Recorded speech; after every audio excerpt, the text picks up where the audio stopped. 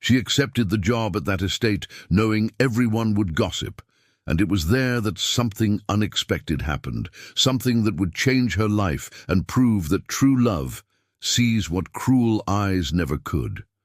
Can you imagine spending your entire life being told you aren't pretty enough, that you'll never find anyone, that you should accept any crumb of affection because it would be more than you deserve? But this story happened in the rural countryside in March of 1891, in a time when appearance defined a woman's destiny even more than it does today. Before we continue, leave a comment telling us where you are watching this story from. Your participation is very important and helps the channel grow and bring more touching stories like this one to you. And if you love stories of true love and overcoming the odds, subscribe to the channel and hit the notification bell so you don't miss any videos. Now, let's get to the story. Marianne Oliver was 24 years old and carried the burden of being called ugly for as long as she could remember. The birthmark that covered part of the left side of her face, from her cheekbone down to near her ear, was the first thing people saw when they looked at her. It wasn't enormous, nor was it deforming, but it was visible enough for human cruelty to find an easy target in her. She had fair skin marked by hours of work, deep brown eyes that seemed to hold ancient sorrows, and a sturdier build than the delicate young ladies society considered beautiful. Her hands were calloused from holding needles and scissors, and her shoulders slightly hunched from spending hours bent over the loom. She lived with her mother, Mrs. Francis, in a simple cottage in the village of Cedar Creek, a small rural community nestled between green hills and endless fields. The house had 3 poorly divided rooms, weatherboard walls that creaked when the wind blew hard, and a tiny backyard where Marianne grew kale and a mulberry tree that never bore fruit. The red-shingled roof was old, with leaks she tried to fix by placing basins under them on rainy days. The smell of mold persisted in the corners even when she scrubbed everything with lye soap. Mrs. Francis was 52, but looked much older.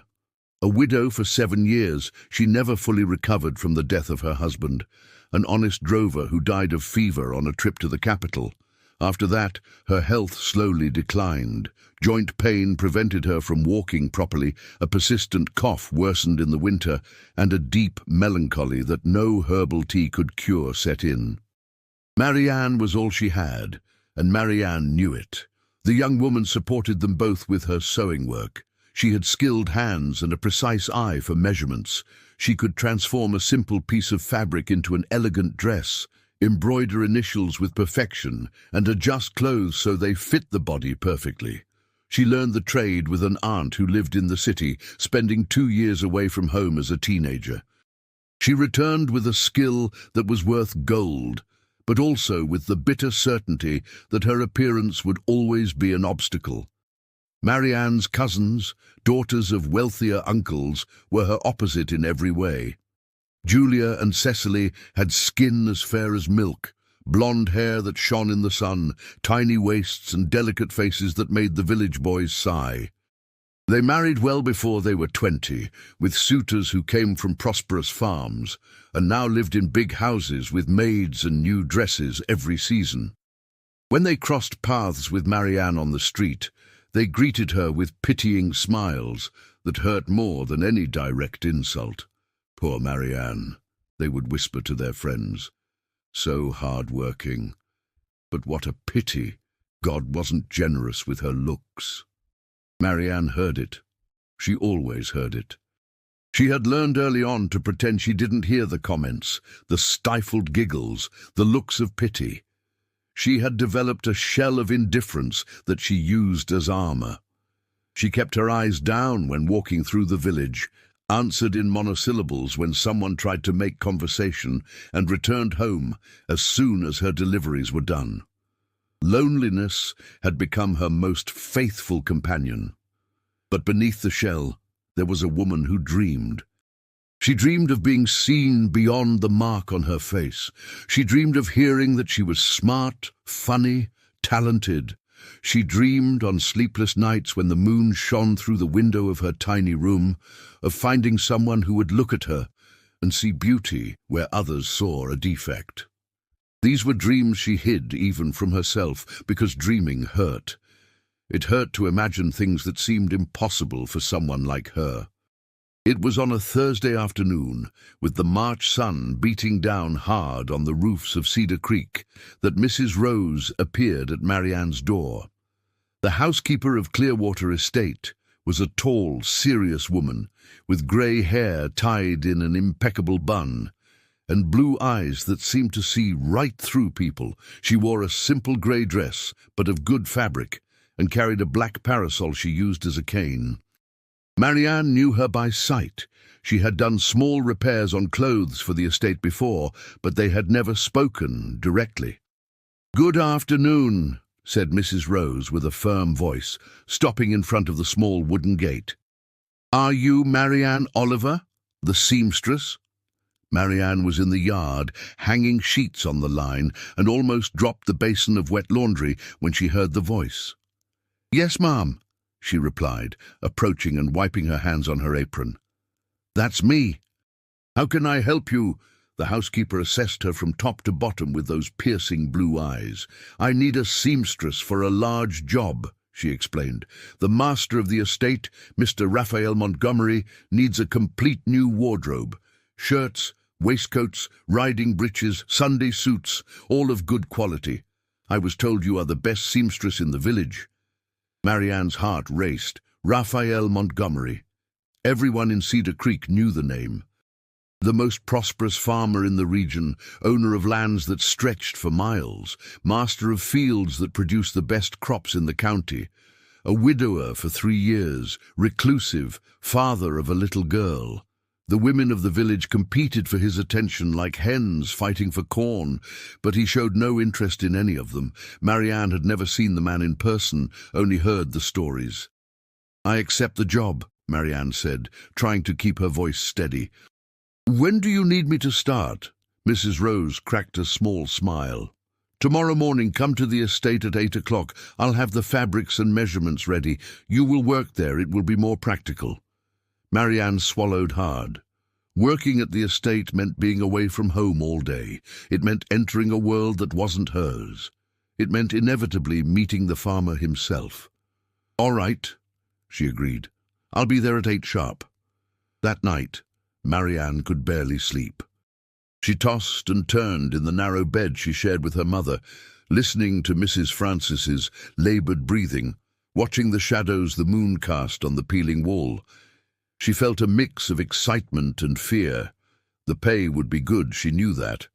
A job of that size could earn enough to buy medicine for her mother, fix the roof, maybe even save some money.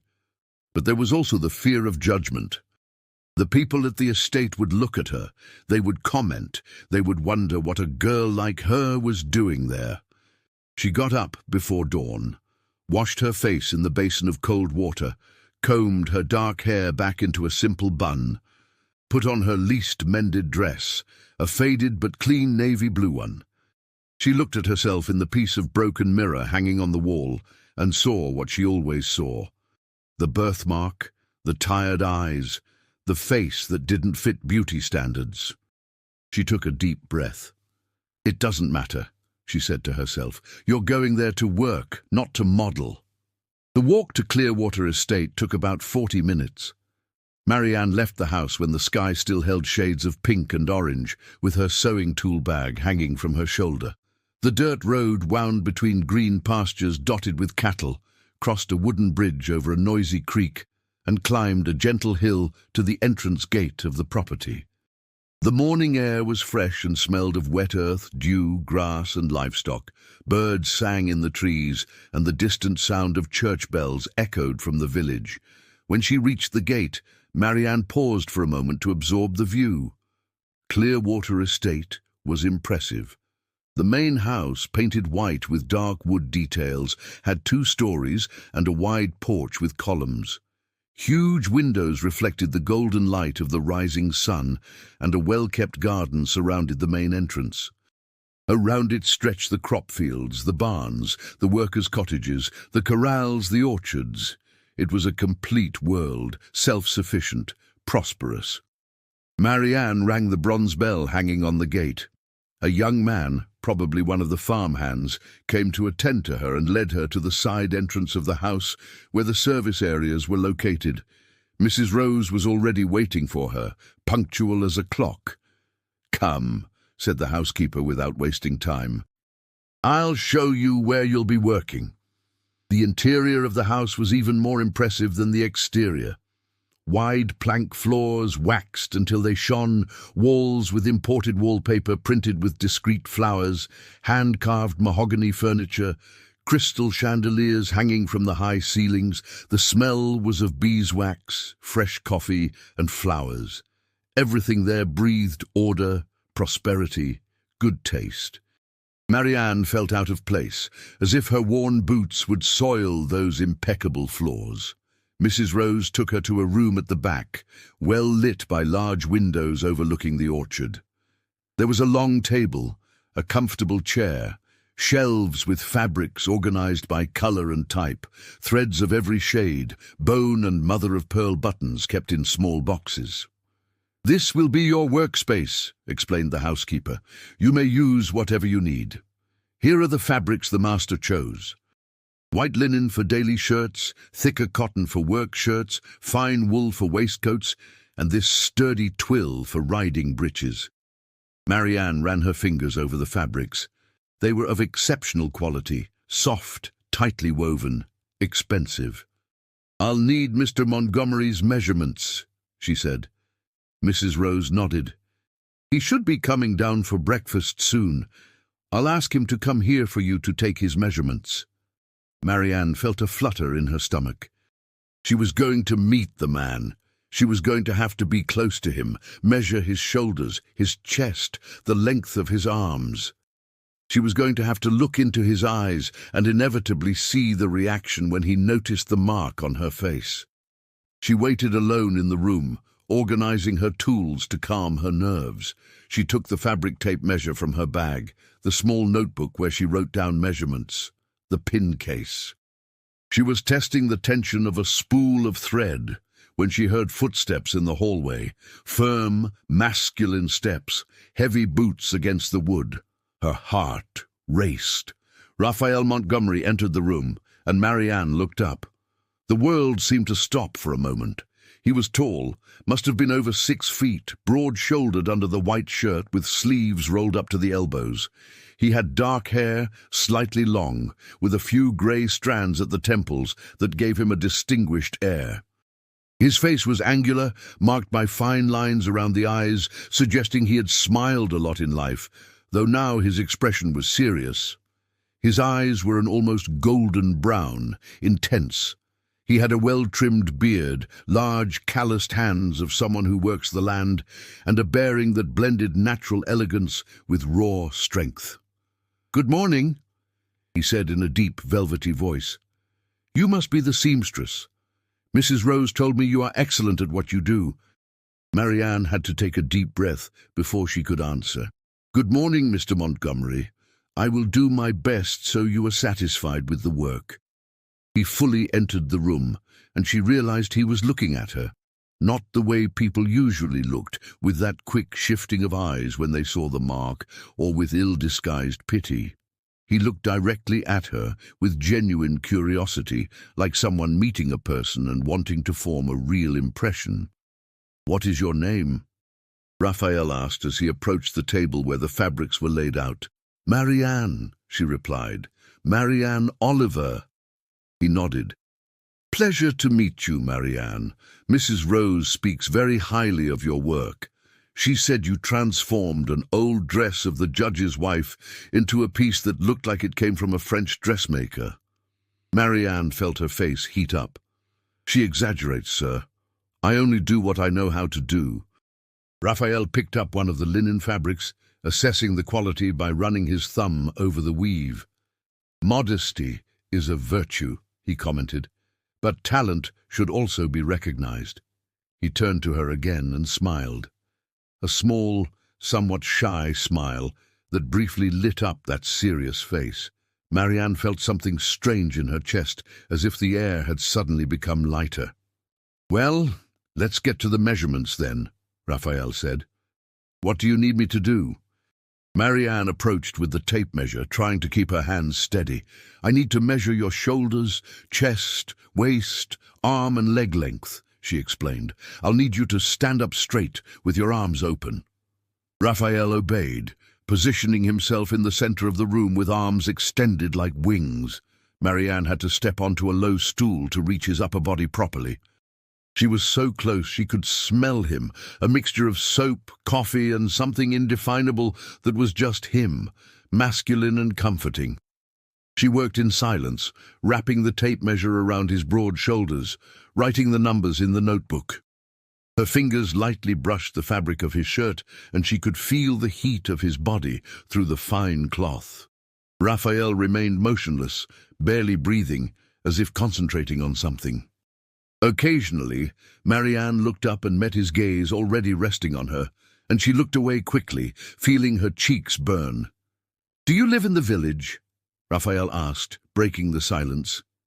It was a simple question, but it sounded like genuine interest.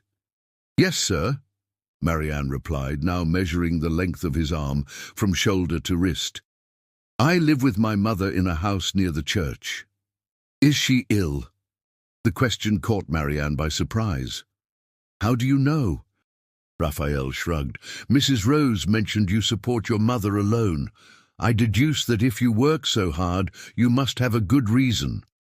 Marianne felt a lump in her throat. People rarely showed real interest in her life. "My mother has swollen joints and a cough that won't go away," she explained. "Medicines are expensive." Raphael nodded thoughtfully. "I understand. Life isn't easy for those alone in the world." He spoke from experience, and Marianne remembered he had also lost someone. His wife had died of complications during childbirth. That was what people said. He raised the girl alone, with Mrs. Rose's help.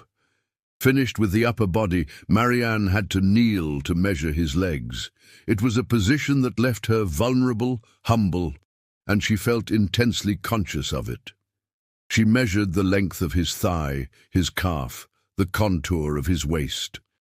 Raphael didn't move, but she could feel the tension in his body, as if he too was uncomfortable with the proximity. "Done," said Marianne finally, standing up and noting the last measurements. "I have everything I need. I'll start with the shirts." Raphael relaxed his arms, rolling his shoulders to relieve the muscle stiffness. "How long do you think it will take?" Marianne calculated mentally.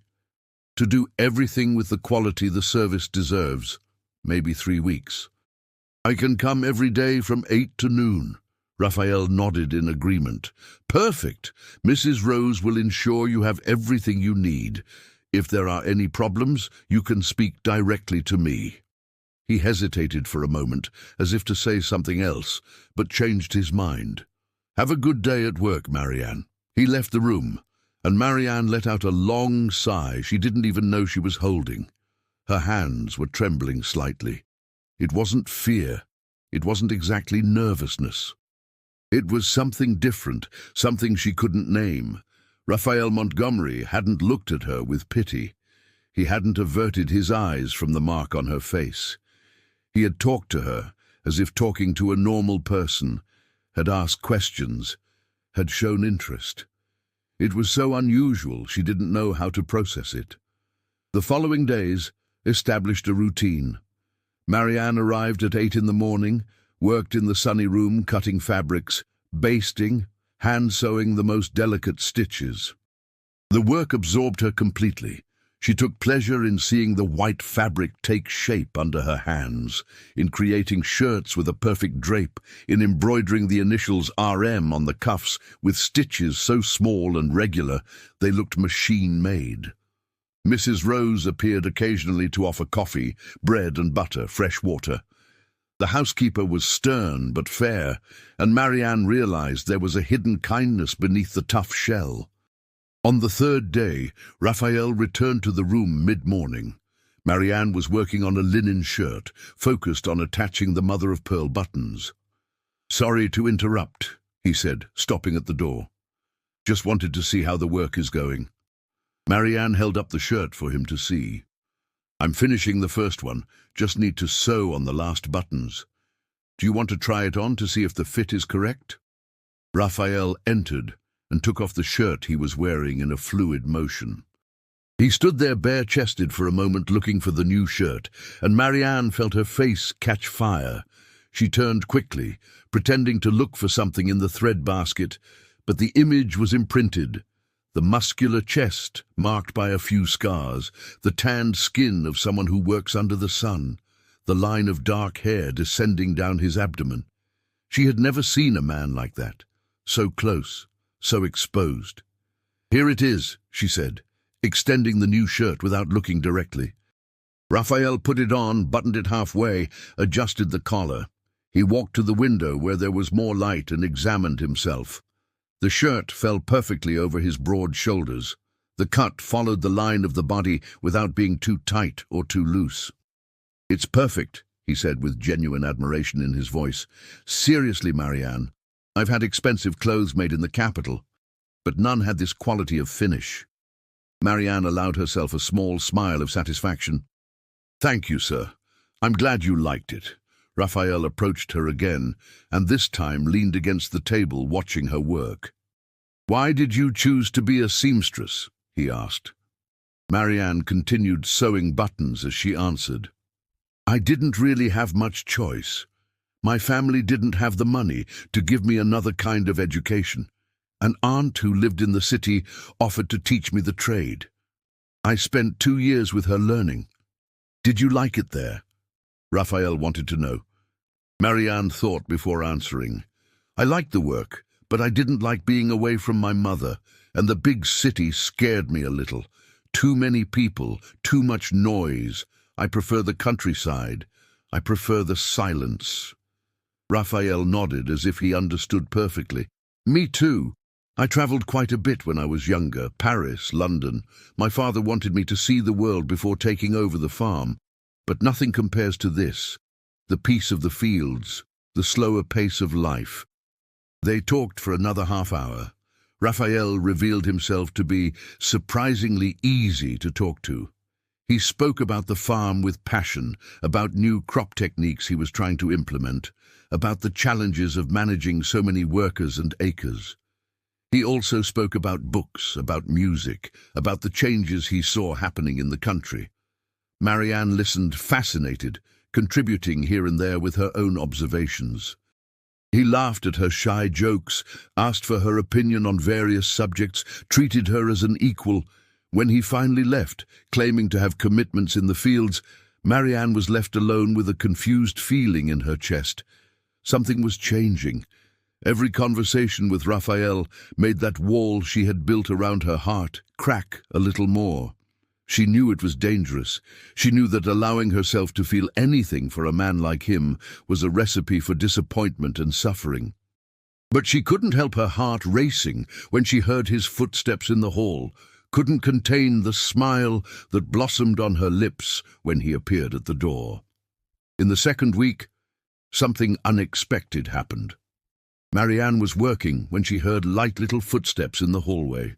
A little girl appeared at the door, tiny, with dark hair in loose curls and huge brown eyes that examined everything with curiosity.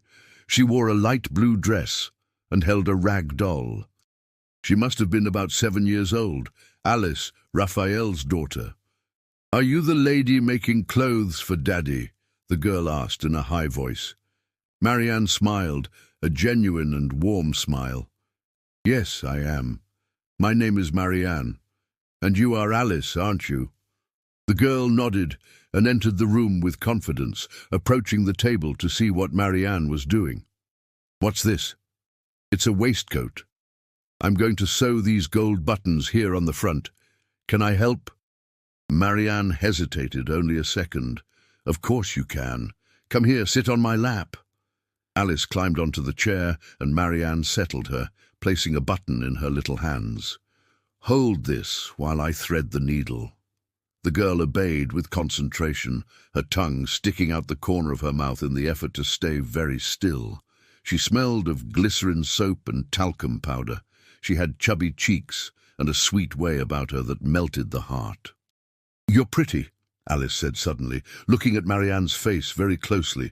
Marianne blinked in surprise. "Thank you, dear. You are very pretty too." The girl touched the birthmark on Marianne's face with her little finger. "What is this here?" Marianne swallowed hard. "It's a mark I was born with. Some people are born with little spots like this." Alice examined it with scientific interest. "It looks like a map, like the islands Daddy showed me on the globe." Marianne laughed, a genuine laugh that escaped before she could hold it back.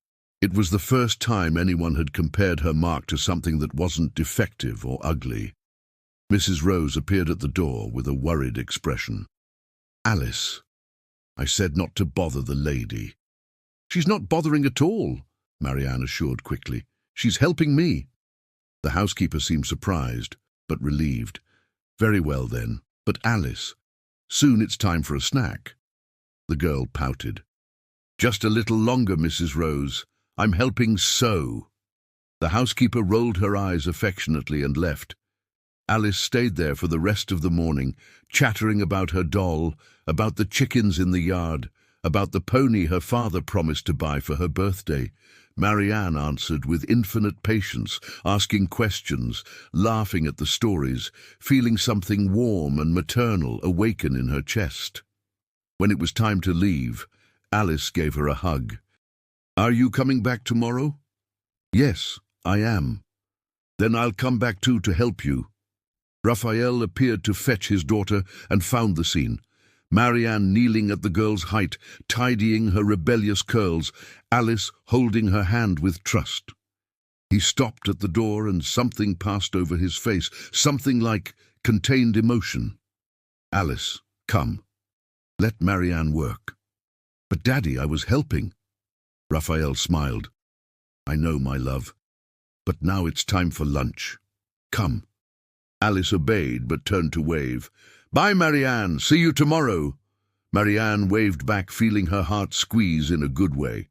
When she looked at Raphael, he was watching her with an expression she couldn't decipher. "Sorry if she got in the way," he said.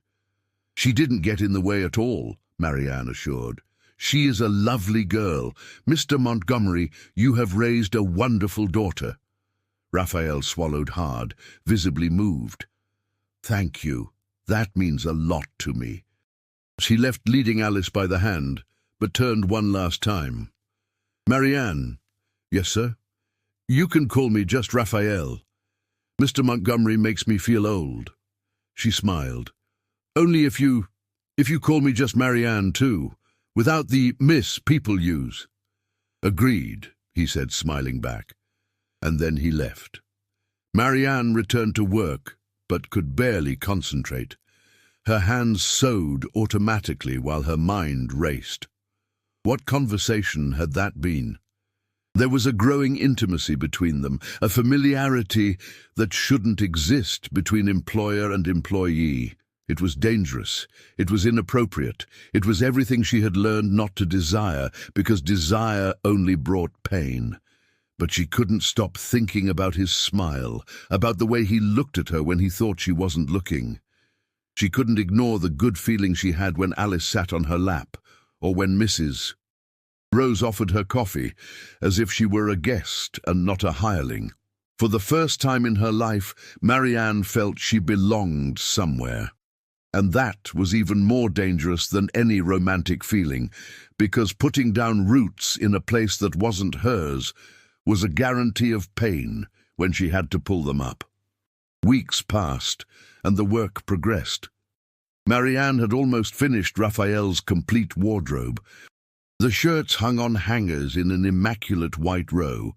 The waistcoats were folded with care. The trousers awaited only the final hem finishing. Each piece was a miniature work of art, the fruit of dedicated and meticulous hours of labor. Raphael had started appearing in the room more frequently, always with plausible excuses, wanted to see the progress, needed to try on a piece, had a question about a button. But Marianne realized the visits lasted longer than necessary. They talked about everything. Raphael told stories of his youth, his travels, the difficulties of running the farm. Marianne spoke of life in the village, stories she heard from customers, books she borrowed from the priest. They discovered shared tastes. Both liked rising early to see the sunrise. Both preferred silence to noisy festivities. Both had a deep love for the land and the rhythm of the seasons. There were moments when their gazes met and held for a second longer than normal. There were moments when their hands touched accidentally while reaching for the same piece of fabric, and both pulled back too quickly, breath catching. There were moments when Raphael laughed at something Marianne said, and she saw in him the man he must have been before his grief, happy and full of life. But Marianne didn't allow herself to nurture hope. She reminded herself every night, lying in her narrow bed, that this was temporary. The job would end, she would go back to her life from before, and Raphael would continue being the wealthy farmer who would eventually marry some pretty society girl. The mark on her face was a reality that no pleasant conversation could erase. It was on a Friday, the last day of the third week, that Marianne arrived at the estate and felt something was different. There was a buzz in the house, maids going back and forth with flower arrangements, Mrs. Rose giving orders with more severity than usual. When Marianne entered her workroom, she found Raphael there, leaning against the table, with a somber expression. "Good morning," she greeted uncertainly. "Did something happen?" Raphael looked up, and Marianne saw weariness in his eyes. "Good morning, Marianne. Sorry for the confusion. There's going to be a dinner here tomorrow night. Some important families from the region. Mrs. Rose is making the impossible happen in less than 24 hours. "Why the dinner?" Marianne asked, starting to organize her tools. Raphael sighed heavily. "Politics. Beatrice Thorne's father is pressuring me to formalize a courtship with his daughter. She is a widow. I am a widower. Our lands are adjacent. It would be a convenient union. He scheduled this dinner to force my hand publicly."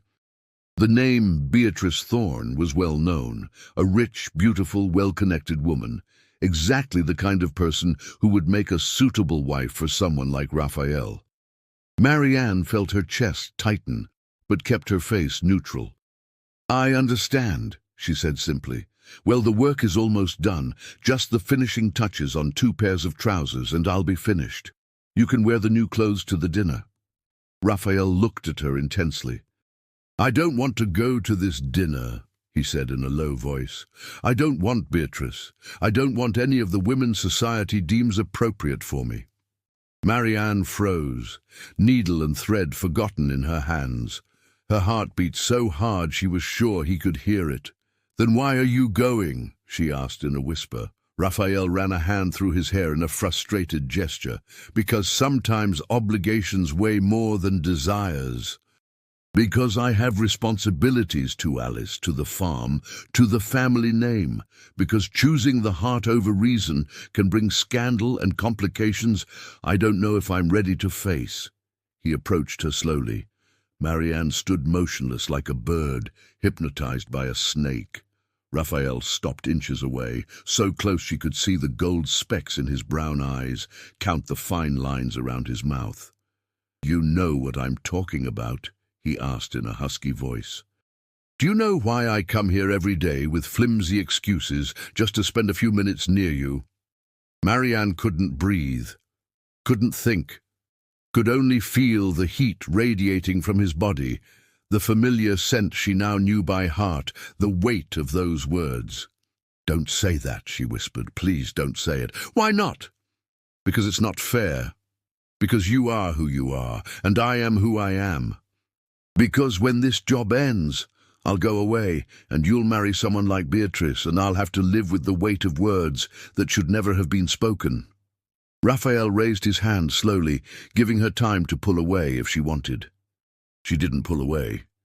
He touched her face with his fingers, tracing the line of the birthmark with a delicacy that made her eyes sting with unshed tears.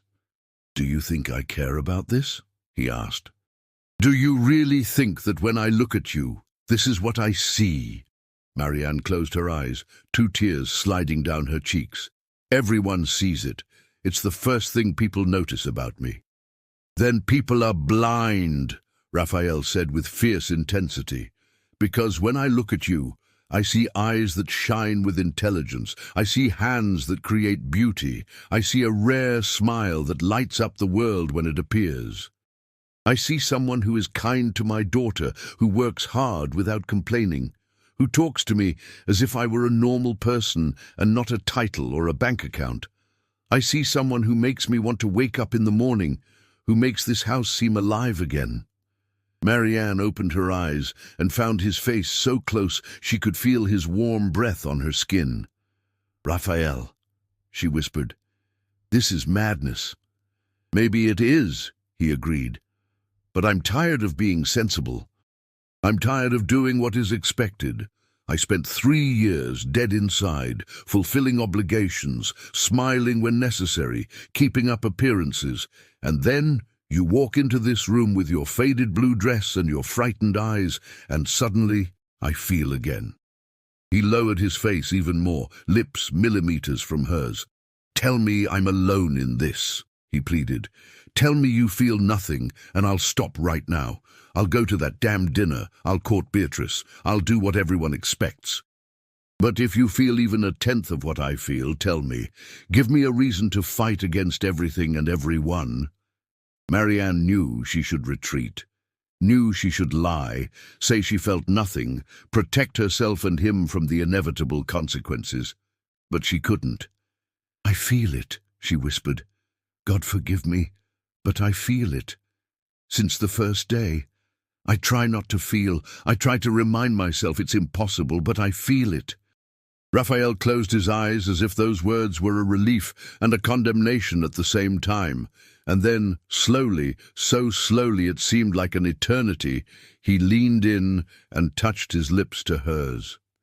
It was a soft, almost reverent kiss, a brushing of mouths that sent waves of heat through Marianne's entire body. She had never been kissed before, didn't know what to do with her hands, where to put them, how to breathe.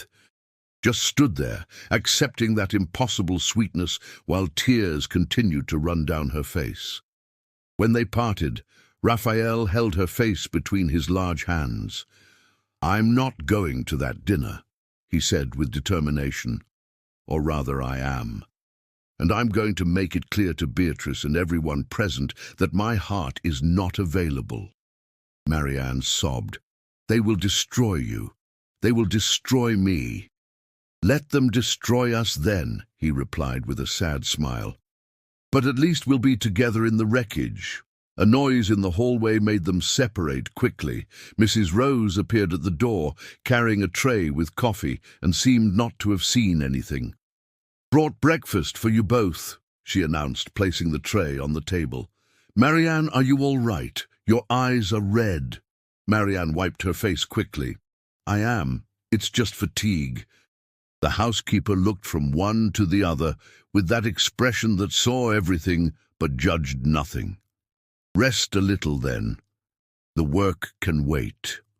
When they were alone again, the moment had passed. Reality returned with full weight. Raphael leaned against the wall, rubbing his face. "I'm sorry," he said. "I shouldn't have done that. I put you in an impossible position." Marianne picked up the coffee cup with trembling hands. "What are we going to do now?" "I don't know," Raphael admitted. "I just know I can't pretend this didn't happen. I can't keep living a lie, but I also can't be selfish and drag you into a scandal without thinking of the consequences." They spent the rest of the morning working in tense silence. The kiss hovered between them like a physical presence. Every shared glance carried weight. Every accidental approach electrified the air. When Marianne left at noon, Raphael walked her to the gate, something he had never done before. "Tomorrow morning I need to handle some things," he said. "Take the day off. Come back Monday and let's figure out how to move forward from here."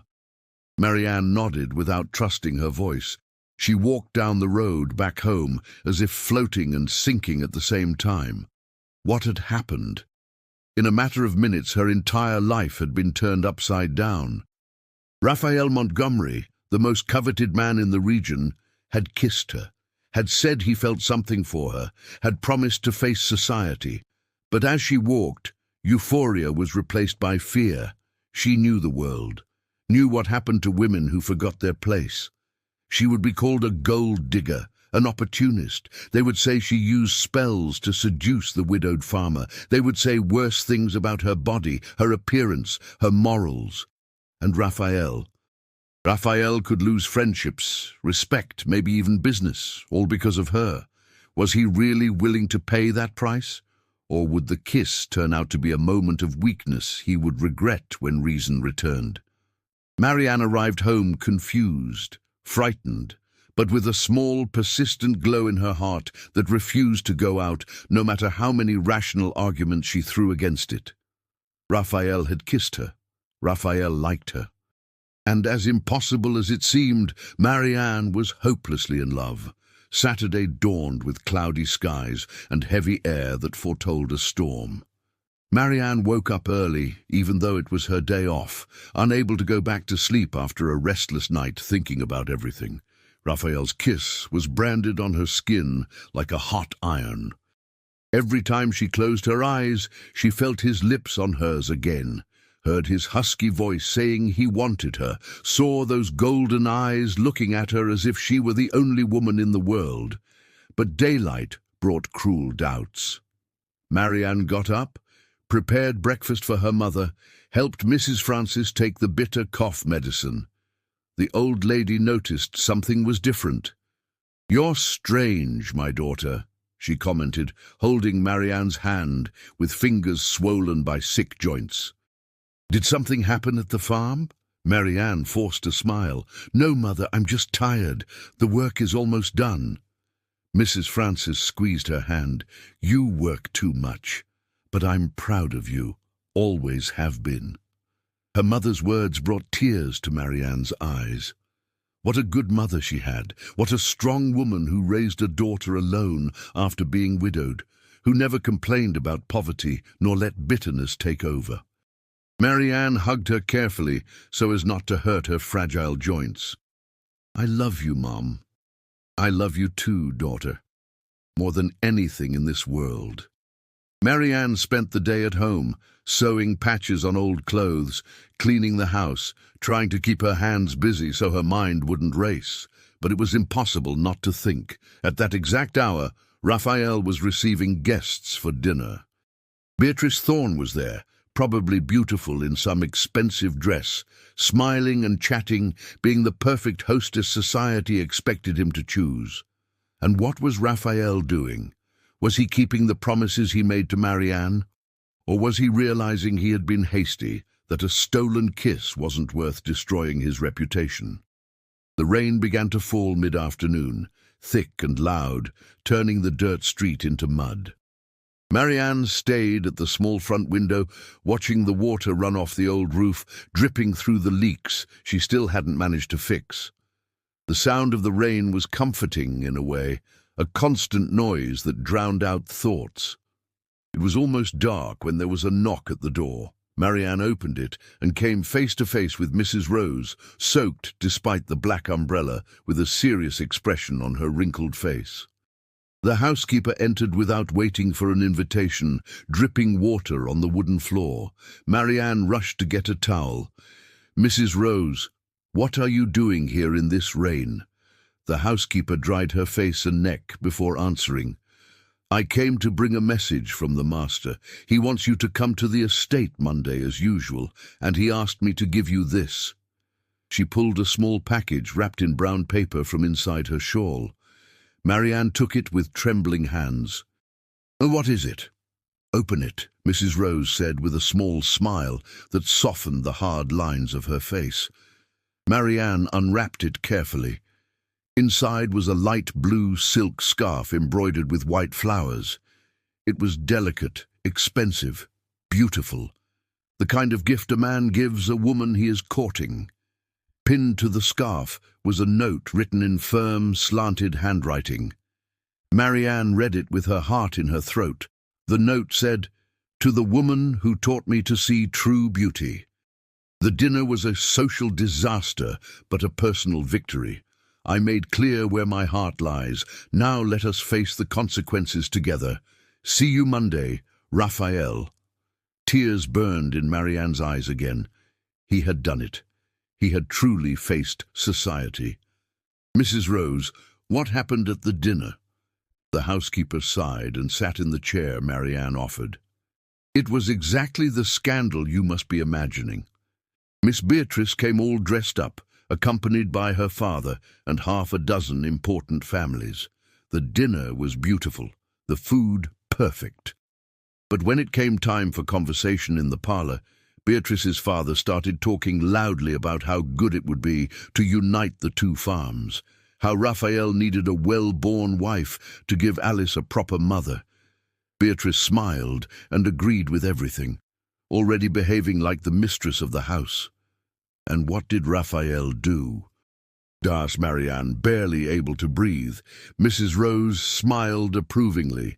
He stood up in the middle of the room and said with that calm but firm voice that accepts no argument that he appreciated everyone's company but needed to clear up a misunderstanding.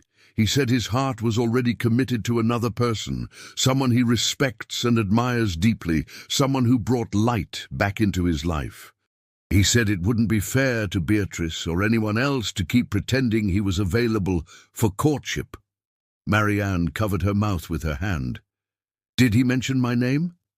Not directly, replied Mrs. Rose, but Beatrice isn't foolish. She asked who the lucky woman was, and Raphael replied he would reveal it at the appropriate time, but that it was someone he met recently, someone with a pure heart and talented hands. Anyone with half a brain knows he's talking about the seamstress who spent the last few weeks at the farm. What happened next? Mrs. Rose rolled her eyes. What do you think? Beatrice's father turned red with rage, called Raphael ungrateful, said he was making a terrible mistake. Beatrice pretended to be devastated, but I saw in her eyes it was more wounded pride than a broken heart. The other guests were between shocked and fascinated. There were nasty comments, cruel speculations. The women started whispering about who the mysterious chosen one could be. Your name is already being mentioned in the village, Marianne. Prepare yourself. Marianne sat on the bed, her legs weak. Mrs. Rose, this is going to be terrible. People will hate me. They'll say horrible things. The housekeeper leaned forward and held Marianne's hands with surprising firmness. Yes, they will. Society is cruel to those who dare defy the rules. But let me tell you something, girl. I've worked for the Montgomery family for 25 years. I watched Raphael grow up, saw him marry his first wife, saw him suffer when she died. In the last 3 years, I saw him wither away, fulfilling obligations, but not really living. And in the last few weeks, I saw him start to smile again. I saw light in his eyes. I saw him play with Alice, whistle while he worked, take an interest in things again. And all that started when you walked into that house. Tears flowed freely now down Marianne's face. I don't know if I'm strong enough to handle what's coming. Mrs. Rose squeezed her hands. You are stronger than you imagine. Any woman who has survived the cruelty you faced your whole life and still keeps kindness in her heart is strong enough for anything. And you are not alone. Raphael is with you. I am with you. And Alice adores you. That girl talks about you all the time. After Mrs. Rose left, Marianne stood holding the silk scarf against her chest, feeling the soft, expensive fabric, so different from anything she had ever owned. The gift was a statement, a public commitment Raphael was making. He had burned the bridges. Now there was no turning back. Sunday was long and anxious. Marianne went to morning service as she always did, and felt the stares. Women whispered behind fans, men examined her with curiosity. Her cousins walked right past without greeting her. Only the priest, an old and kindly man, smiled at her with approval, as if he knew something the others didn't. After the service, Julia, one of her cousins, caught up with her in the street. "Marianne, we need to talk." The two entered a side alley between the church and Mr. Jacob's store. Julia crossed her arms, beautiful in her pale pink dress, but with a hard expression. "Is it true what they're saying? You and Farmer Montgomery?" Marianne lifted her chin, trying to seem braver than she felt. "I don't know what they're saying." Julia scoffed.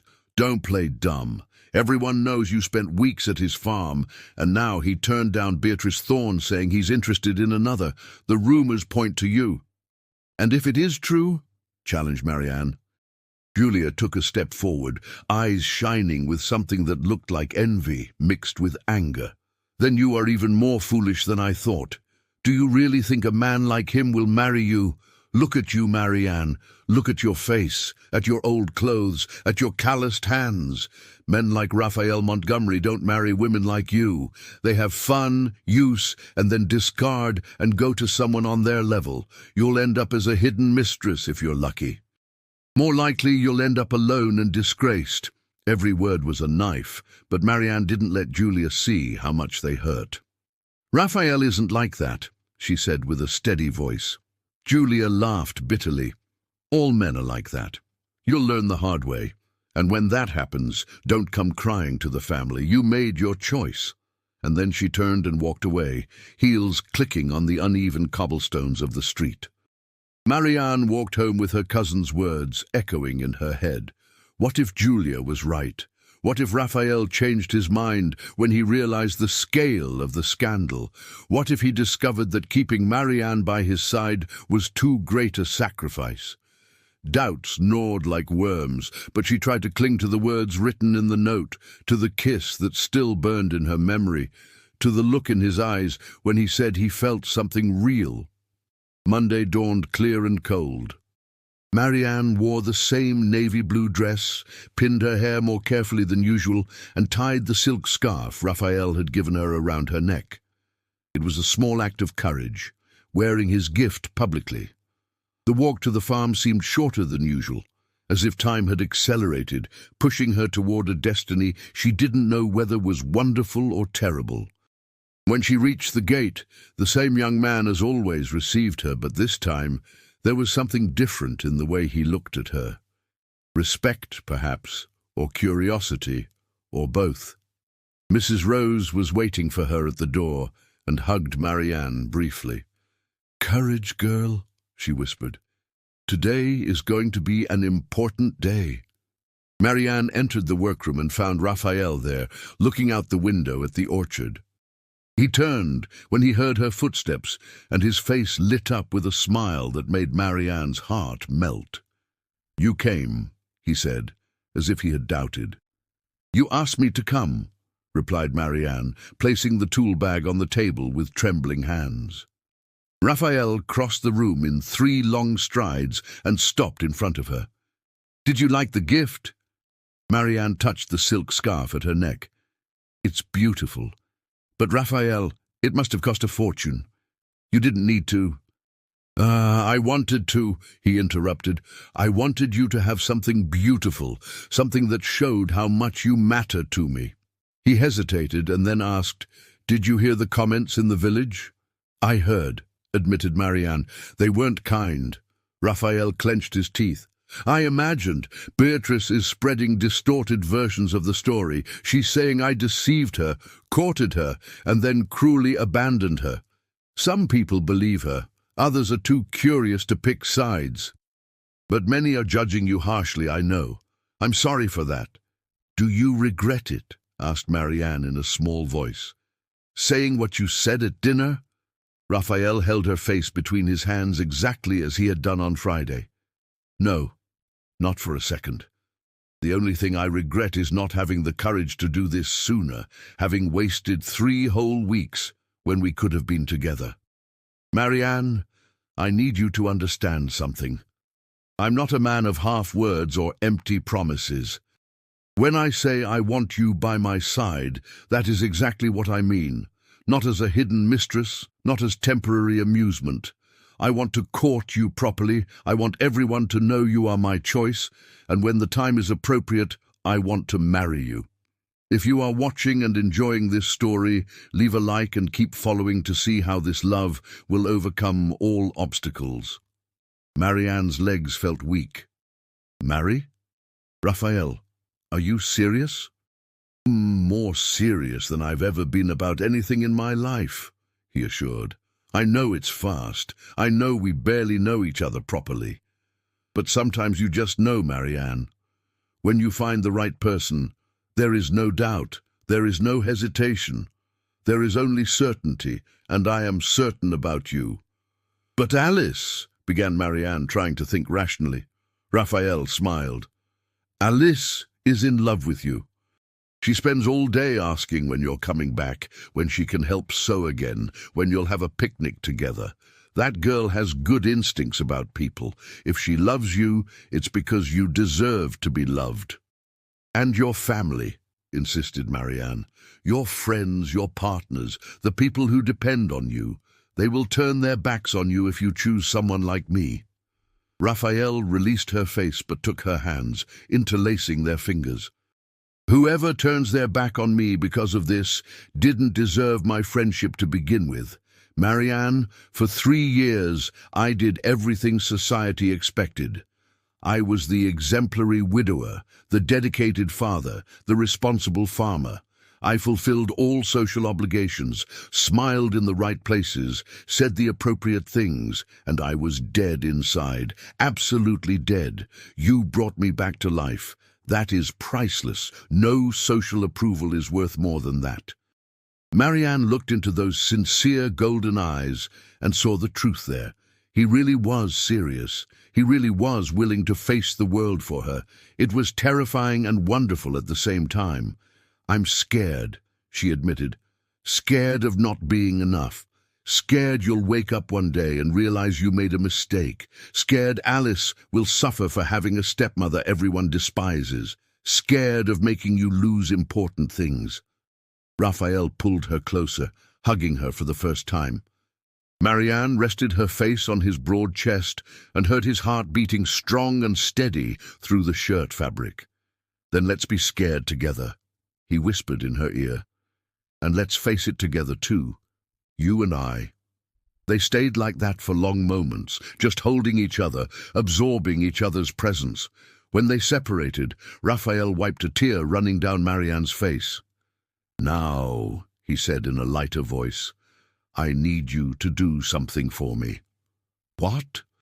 Wear your best dress next Sunday. We're going to church together. We're going to walk through the village arm in arm. We're going to have lunch at the tea house. I want everyone to see I am courting you officially, that there is nothing hidden or shameful about it. Marianne widened her eyes.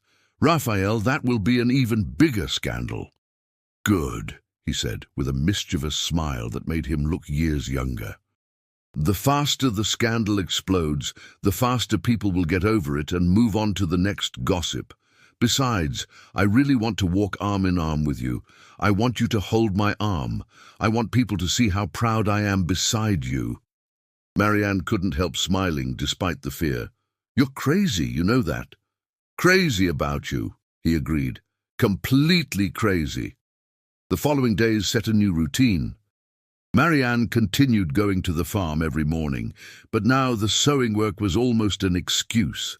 Raphael spent hours in the room with her, talking about everything and nothing.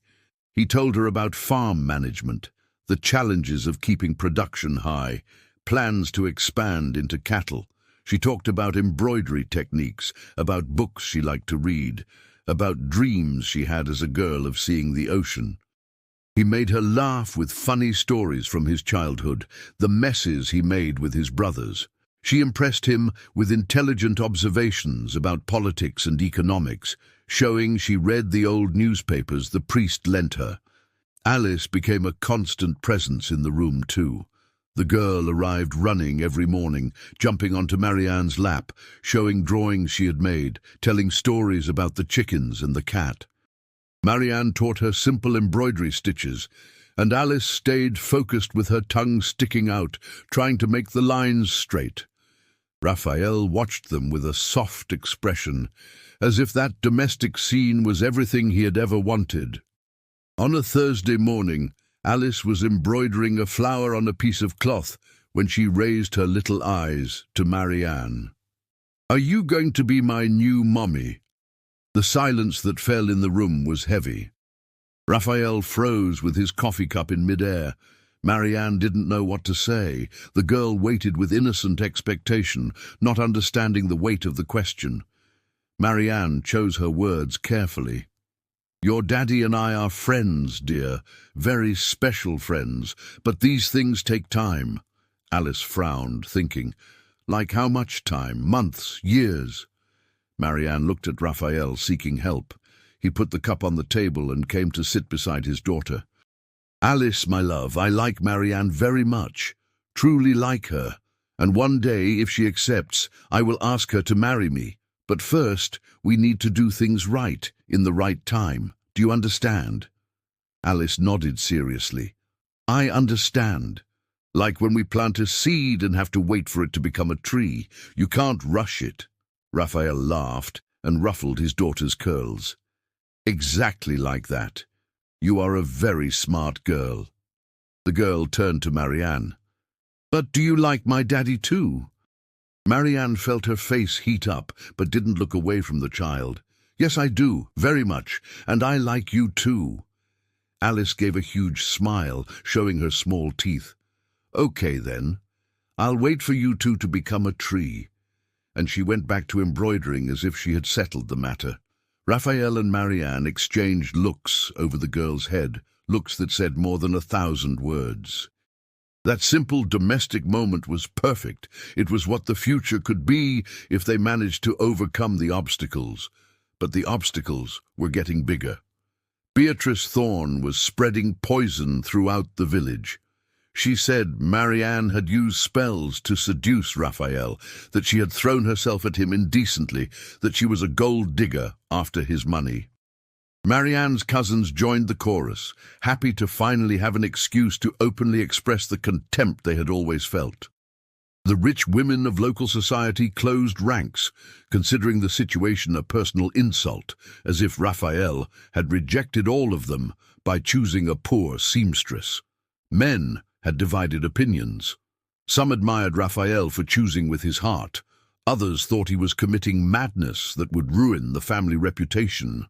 Elders shook their heads with disapproval, saying in their time these things didn't happen, that everyone stayed in their place. Merchants sat on the fence, not wanting to offend the region's richest customer, but also not wanting to go against popular opinion. Marianne felt the weight of the stairs every time she left the house. Women turned their faces when she passed. Men examined her with morbid curiosity. Children pointed while mothers pulled them away, as if proximity to Marianne could contaminate. The tea house, where she sometimes bought bread, refused to sell to her, saying they didn't serve women of dubious morals. The butcher did the same. Marianne had to walk to the neighboring village to shop, adding hours to an already long day. Mrs. Francis noticed what was happening and suffered for not being able to help. "My daughter, maybe it's better you end this courtship," she said with a weak voice. "I don't want to see you suffer even more. People are cruel." But Marianne shook her head. "No, mother. For the first time in my life, someone looks at me and sees value. Someone wants me not in spite of what I am, but because of what I am. I won't give that up. I won't let cruelty win." The Sunday of the agreed outing arrived. Marianne wore her only good dress, a dark green one that had been her mother's and she had altered to fit her. It wasn't luxurious, but it was clean and well pressed. She tied Raphael's silk scarf around her neck, pinned her hair in a low bun with some loose curls framing her face, pinched her cheeks to add color. When she looked in the mirror, for the first time in a long time, she saw something beyond the birthmark. She saw bright eyes, saw expectation, saw a woman in love. Raphael came to pick her up in an elegant carriage pulled by 2 chestnut horses. He wore one of the new suits Marianne had sewn, dark charcoal with a black vest, and looked devastatingly handsome. He stepped down from the carriage and offered his hand to help her up, and their touch sent sparks up Marianne's arm. "You look beautiful," he said, looking at her as if he truly believed it. "Absolutely beautiful," Marianne smiled. "You look very fine too. The clothes fit perfectly." They went to the morning service. When they entered the church arm in arm, the silence was deafening. Every head turned, every eye followed them as they walked down the central aisle to a pew in the middle. Raphael held his head high, face serene, as if he didn't notice or didn't care about the reactions. Marianne tried to do the same, but felt her cheeks burn under the weight of so many stares. The priest began the service, and Marianne tried to concentrate on the prayers, but it was hard to ignore the whispers. Women whispered fiercely behind fans. Men nudged each other, pointing with their chins. Beatrice Thorne was sitting in the front with her family, and when she turned and saw Raphael with Marianne, her expression was pure hate. In the middle of the service, Raphael did something completely unexpected. He took Marianne's hand and interlaced their fingers right there, publicly, in front of God and the entire congregation. It was a statement impossible to ignore. Marianne looked at him startled, but Raphael just smiled, squeezed her hand, and continued looking at the altar as if it were the most natural thing in the world. After the service, on the church steps, it was worse. People formed little groups whispering. No one approached to greet them. Raphael and Marianne stood alone on the steps while everyone moved away as if they had a contagious disease. Marianne felt like running, hiding, but Raphael held her hand firmly. That was when Mr. Jacobs appeared, the store owner, a man of about 60 with white hair and an honest face. He walked straight up to them under the shocked gazes of others. "Mr. Montgomery," he said, extending his hand, "I came to greet you, and Miss Marianne too. I think it's beautiful when people follow their heart. My wife was a washerwoman's daughter when I married her, 40 years ago. Everyone said I was crazy. But we had the happiest marriage I know. Sometimes the heart sees what prejudiced eyes cannot." Raphael shook the old man's hand with gratitude. "Thank you, Mr. Jacobs. That means a lot." The old man smiled. "And Miss Marianne, you can come shop at my store whenever you want. The door is always open to good people. I don't care about foolish gossip." Marianne felt tears of gratitude. "Thank you, Mr. Jacobs. You are very kind." After the old man left, a few more people approached. Not many, but some. The blacksmith and his wife, the school teacher, the old doctor who treated the poor for free, some of Raphael's farm workers who were there and came to show loyalty. They were few against many, but they were enough to show that not everyone had a heart closed by prejudice. Raphael and Marianne walked through the square arm in arm. He took her to the tea house, but the owner refused to serve them, saying in a shrill voice she didn't want that kind of clientele staining the place's reputation. Raphael turned red with anger. "This is the last time I or anyone associated with me steps foot in this establishment," he said in a dangerously calm voice. "And I will make sure all my farm workers know they are not welcome here either. Let's see how long your business survives without our money." The tea house owner paled, realizing the mistake. Raphael was a major customer, and his workers represented a good portion of the place's business. "Mr. Montgomery, I didn't mean—" "Too late," he cut her off. "Come, Marianne, let's have lunch at the farm. Mrs. Rose's food is much better than anything we'd find here anyway." They returned to the carriage under everyone's stares. Marianne was climbing up when she heard Beatrice Thorne's voice, loud and clear, projected so everyone could hear. How pathetic. A man of his position lowering himself for a— She didn't finish the sentence, but the unspoken word hung in the air, heavy and ugly. Raphael turned slowly. Beatrice stood on the sidewalk with two friends, beautiful in her lilac dress, but with an ugly expression twisting her delicate features. "Watch your words, Beatrice," Raphael said in a low voice that carried a clear warning. What you say reflects more on your character than on anyone else's." Beatrice laughed bitterly. "My character? I'm not the one throwing myself at a rich man." Marianne, who until then had remained silent, stepped down from the carriage. Raphael tried to hold her, but she shook her head. She faced Beatrice directly, ignoring the fear making her heart race. "I never threw myself at anyone," she said with a steady voice. "Raphael chose me because we talked, because we got to know each other, because we found something real in one another. It's not my fault you never managed to hold his attention even with all your beauty and money. Maybe because outer beauty without inner goodness is worth nothing." The silence was absolute. No one expected Marianne to answer, much less like that. Beatrice turned red, mouth opening and closing soundlessly. Her friends took a step back. Raphael had a small smile of pride on his lips. Beatrice finally found her voice. "You will regret this. Both of you will regret this. I will ensure no one in this village accepts you. No one will do business with him. No one will talk to you. You will be isolated and miserable." Raphael climbed into the carriage and extended his hand to Marianne.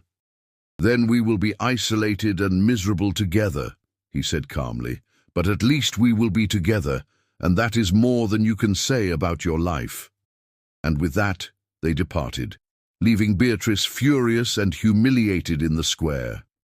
On the way back to the farm, Marianne was trembling. She couldn't believe what she had done, how she had responded, how she had challenged Beatrice publicly. "Raphael, I shouldn't have spoken like that," she said with a shaky voice. "Now it's going to get even worse." Raphael brought her hand to his lips and kissed her fingers. "You were perfect, absolutely perfect. You stood by me, defended yourself, showed courage. I am so proud of you I can't even express it." "But Beatrice was right about one thing," said Marianne. "People will isolate us. You will lose friends, lose business maybe." "I don't care," replied Raphael. "Business I can do with people from other regions. Friends who abandon me for this were never true friends. And as for the rest, damn them. We have each other. We have Alice. We have the farm. We have everything that really matters."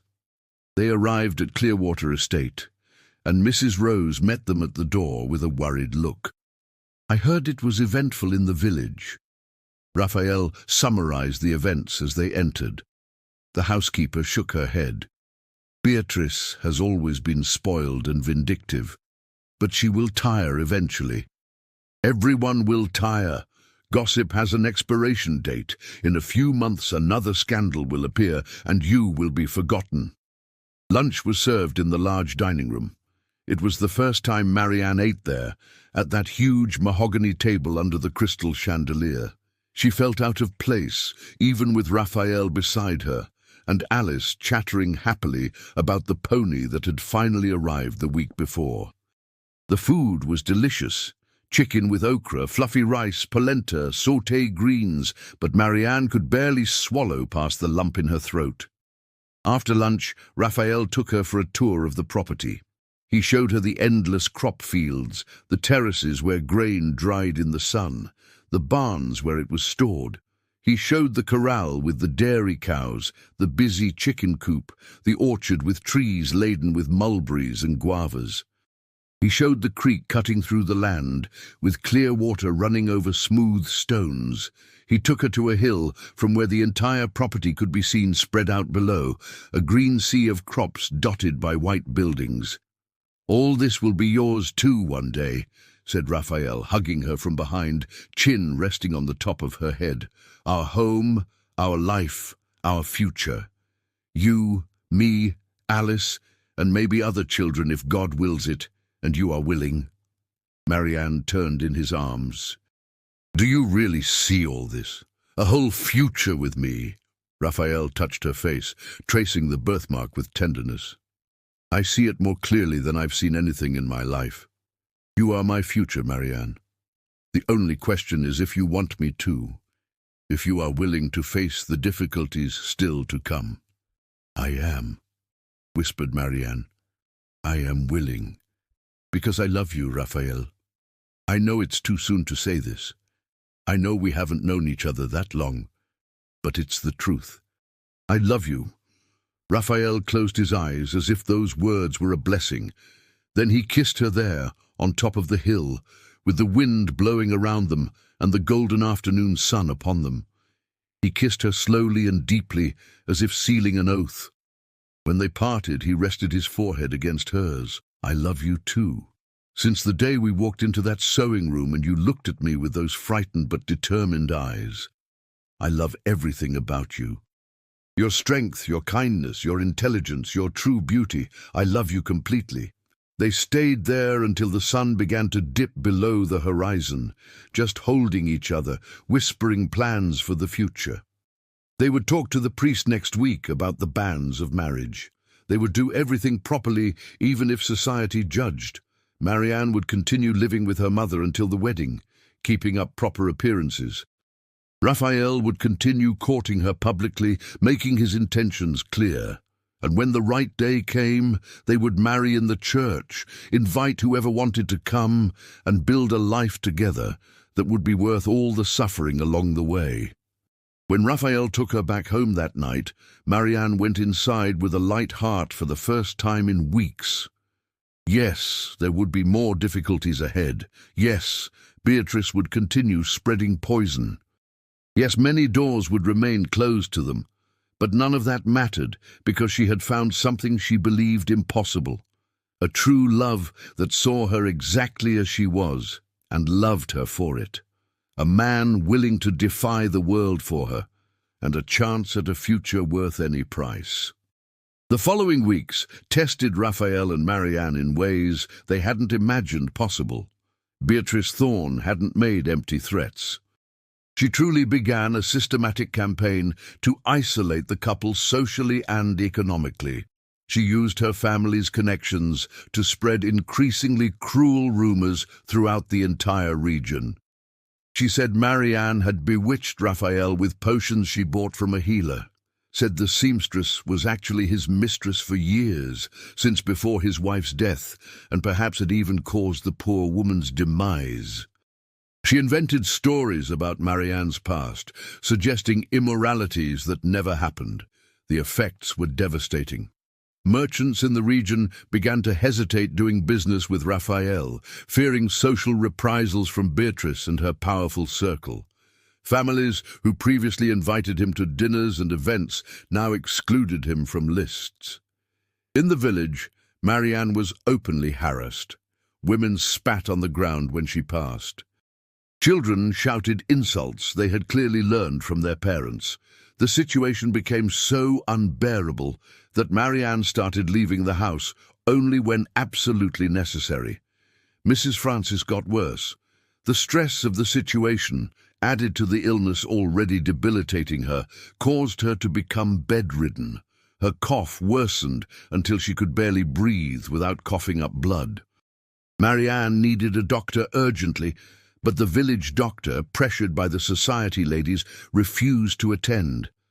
He said in an apologetic voice that his schedule was too full, that he couldn't take new patients. Everyone knew it was a lie. It was Raphael who solved the problem. He brought a doctor from the capital, a renowned professional who didn't care about small-town gossip. The doctor examined Mrs. Francis, prescribed expensive medicines Raphael paid for without flinching, and said frankly that the lady was very ill, needing constant care and a better environment. The damp, cold cottage helped nothing. Raphael immediately offered for Mrs. Francis to move to the estate, where there would be dry, heated rooms, plentiful food, and Mrs. Rose to help with care. Marianne hesitated. Accepting meant increasing the debt she felt she owed Raphael even more, meant getting even closer to that life that could be taken from her at any moment if he changed his mind. But seeing her mother wither away in that cold shack, she had no choice. Mrs. Francis moving to the estate was the final scandal the village needed to explode completely. Now there was no denying Raphael and Marianne had a serious relationship. He had taken her mother to live in his house. It was almost as if they were already married. Wagging tongues worked non-stop. They said Marianne lived there too, hidden, sharing his bed without the blessing of marriage. None of that was true. Marianne continued sleeping in the empty cottage, alone with her worries. But the truth mattered little when fantasy was much more interesting. Raphael went to the village on a Tuesday morning to seek out the priest. He found the old clergyman in the church garden, watering the flowers growing around the cross. Father Anthony was a man of 70, sparse white hair, trembling hands, but clear blue eyes that still shone with sharp intelligence. He had known Raphael since he was a boy, had baptized him, and then baptized Alice. "Father, I need to speak with you about marriage bans," Raphael said bluntly. The priest stopped watering and turned to face him. "I imagine this is about you and Miss Marianne." "Yes, I want to marry her as soon as possible. I want the bans proclaimed next Sunday." The priest dried his hands on his worn habit. "Raphael, my son, are you sure about this? I do not doubt your feelings, but marriage is a serious sacrament, and the social consequences for you will be severe." Raphael crossed his arms. "Father, with all due respect, the consequences are already severe. They won't improve if we wait. In fact, the longer we wait, the more time Beatrice has to poison people against us. I want to marry Marianne because I love her, because she is the woman I want by my side for the rest of my life, because Alice needs a mother, and Marianne is perfect for that, and because I see no reason to delay what is right just because others disapprove." The priest sighed. "You are stubborn like your father, God rest his soul. Very well. I will proclaim the bans. But know that many people will protest. Some will try to stop the wedding, alleging false reasons. Prepare for a fight." Raphael nodded. "I am prepared. And Father, when we marry, I would like the ceremony to be simple but dignified. I won't hide Marianne as if I were ashamed of her. I want a full wedding, with mass, with guests, with everything she is entitled to." The priest smiled approvingly. "You are a good man, Raphael. Your first wife would be proud to see the father you've become, the man of character who remained despite the difficulties. I will proclaim the bans, and may God bless you both, because you will need it." The following Sunday, the church was fuller than usual. News had spread that something important was going to happen. People came out of morbid curiosity, wanting to see the scandal unfold. Raphael sat with Marianne in the middle pew, hands clasped, faces calm despite the tension in the air. Alice was between them, swinging her little legs, oblivious to the adult drama. Father Anthony ascended the pulpit after the homily. "Dear brothers and sisters," he began with a voice still strong despite his age. "Today I proclaim the marriage bans between Raphael Augustus Montgomery and Marianne Oliver. If anyone knows of any legitimate impediment to this union, speak now or forever hold your peace." The silence lasted exactly 3 seconds before Beatrice stood up from the front pew. "I object," she said, in a loud voice that echoed off the stone walls. The priest looked at her with a weary expression. "Miss Beatrice, what impediment do you allege?" Beatrice raised her chin. "This woman is not worthy of marrying a man of Mr. Montgomery's position. She is poor, uneducated, of dubious family. This marriage is an offense to the memory of his late wife and a shame to the entire community." The priest adjusted his round spectacles. "Forgive me, Miss Beatrice, but nothing you said constitutes a canonical impediment. Poverty is not a sin. Formal education is not a requirement for a sacrament. And as for family, I have known the Olivers for decades, and they are honest, hard-working people. Is there any real impediment? Consanguinity, undissolved previous marriage, anything like that?" Beatrice turned red. "No, but—" "Then sit down, please," interrupted the priest with unusual firmness. "I will not allow my church to be used for persecution based on class prejudice. The bans are proclaimed. Beatrice sat down with a furious expression. Other people seemed to want to speak, but the priest's stern look dissuaded them. After the service, on the church steps, the confrontation no one expected happened. Marianne was descending the steps holding Alice's hand when a group of women blocked the path. They were the wives and daughters of the most important families, led by Beatrice. "Do you really think you're going to marry him?" asked Beatrice with a voice full of contempt. "Think you'll be accepted, that they'll call you Mrs. Montgomery and respect you?"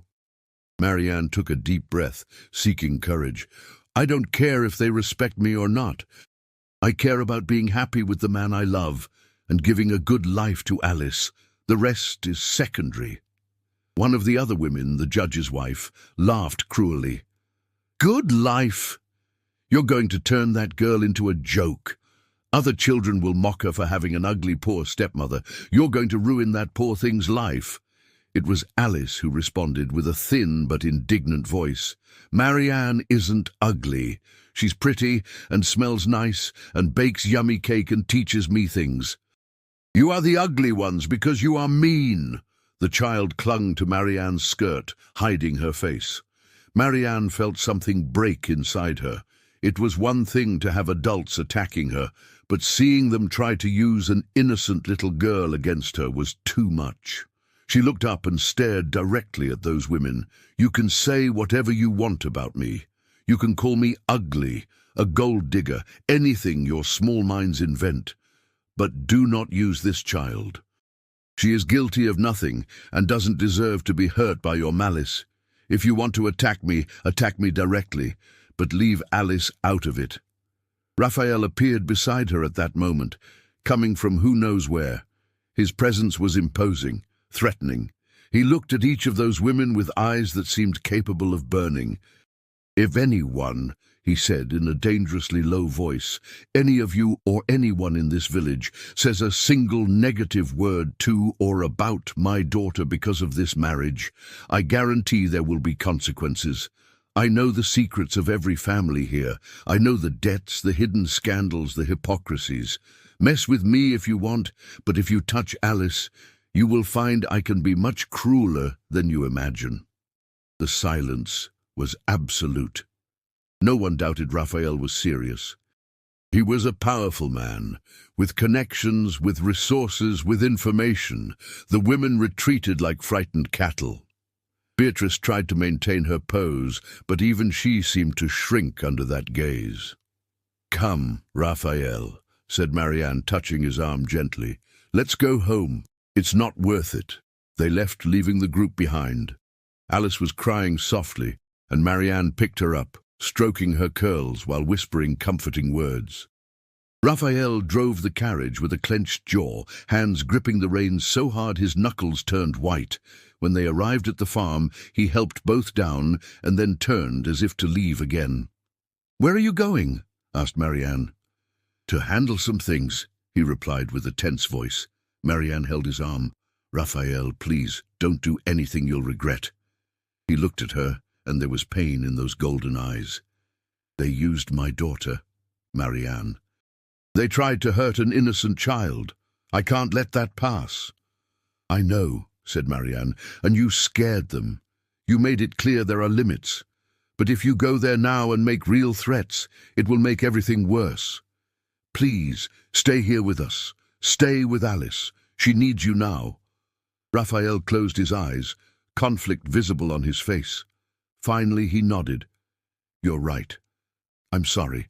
It's just that when I saw those harpies attacking you both, I lost my head." Marianne approached and hugged him there in the farmyard, in front of anyone who cared to see. "I know, and I love you for wanting to protect us.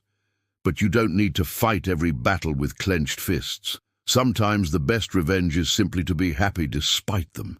The days until the wedding were tense. The three bans were proclaimed without further public interruptions, though there were murmurs and disapproving looks. Raphael began making preparations for the ceremony. He hired cooks from the capital to prepare the banquet, ordered flowers, had the big house cleaned and decorated. He wanted everything to be perfect for Marianne.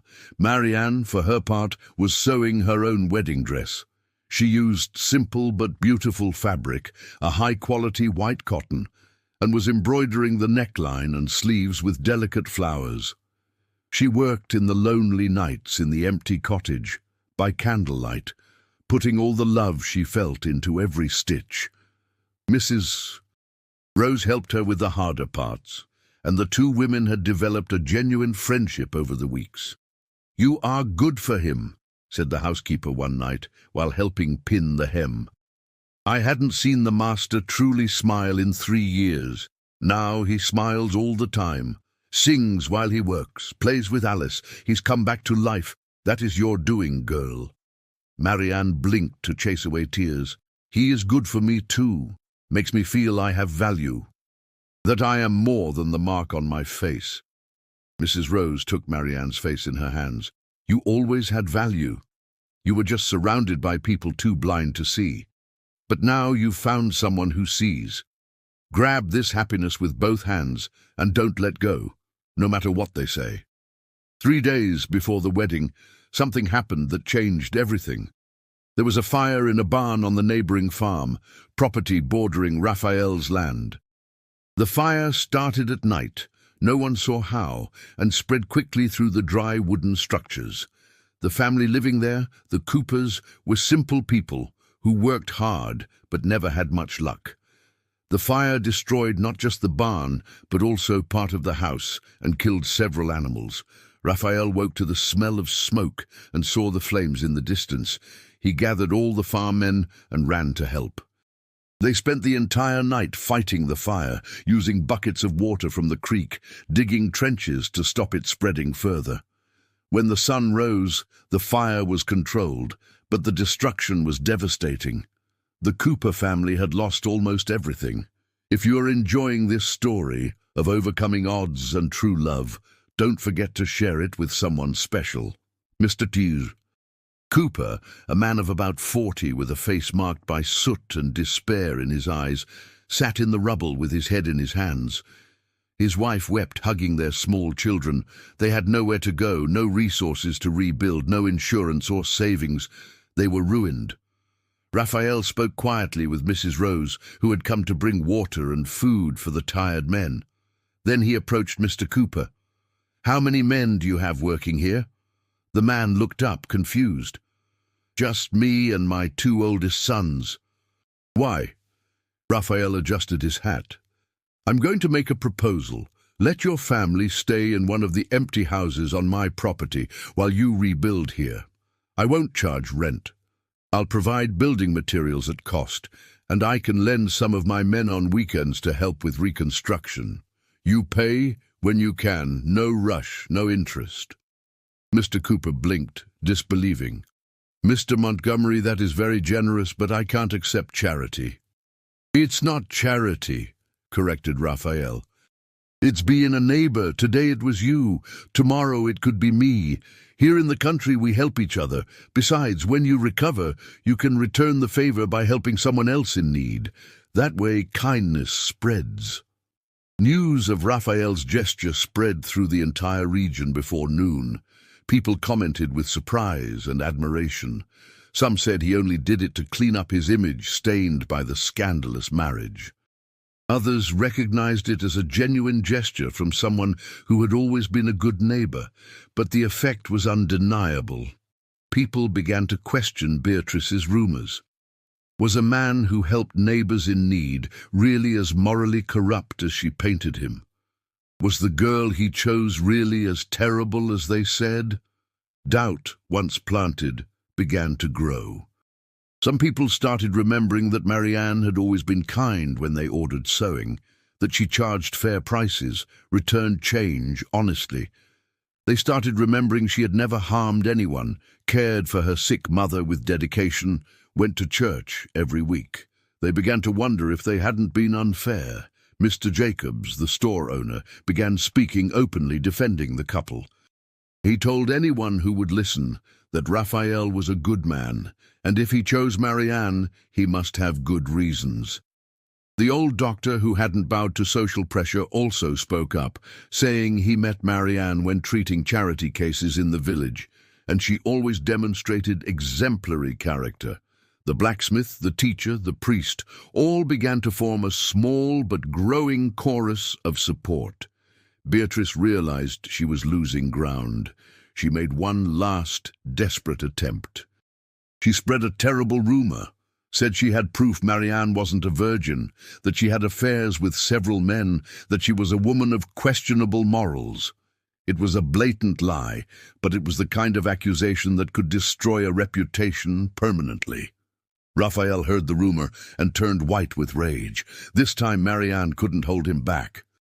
He went straight to the Thorn house, invaded the parlor where Beatrice was having tea with friends, and threw documents he had obtained through his contacts onto the table. They were records of enormous debts the Thorn family had, debts they hid from everyone, debts that explained why they were so desperate to marry Beatrice to someone rich. "If you spread one more lie about Marianne," Raphael said with an icy voice, "I make these debts public. I'll call the creditors. I'll make sure everyone knows your family is bankrupt, that your supposed social superiority is a facade supported by borrowed money you can't pay back. And I can do worse. I can buy your debts and execute them. I can leave you on the street." Beatrice was livid. "You wouldn't dare." Raphael leaned over the table, eyes burning. "Test me. Say one more word against the woman I love, and discover how far I am willing to go to protect her. You wasted my patience, Beatrice." "No more warnings. Next time, there are only consequences." He left, leaving Beatrice in tears and her friends in shock. News of the confrontation spread, but this time people didn't know which side to take. Raphael had gone far, very far, using his economic power as a weapon. But also, Beatrice had been cruel beyond measure, had lied, had tried to destroy an innocent woman. Who was right? Who was wrong? Opinions were divided. Finally, the wedding day arrived. It was a Friday in September, with clear skies and fresh air that smelled of spring. Marianne woke early in the empty cottage, nervous and excited at the same time. Mrs. Rose came to fetch her by carriage, bringing scented hot water for a bath, aromatic oils, tortoise-shell combs, everything Marianne needed to get ready. At the farm, in the room that would be hers after the wedding, Marianne dressed with Mrs. Rose's help. The white dress fell perfectly over her body, the embroidery of flowers on the neckline shining under the window light. The housekeeper pinned Marianne's hair in an elegant style, leaving some loose curls framing her face, and placed small white flowers among the strands. She also placed a simple but beautiful veil, and when Marianne looked in the large mirror in the room, she almost didn't recognize herself. For the first time in her life, she saw herself as beautiful. Not despite the birthmark, but including it.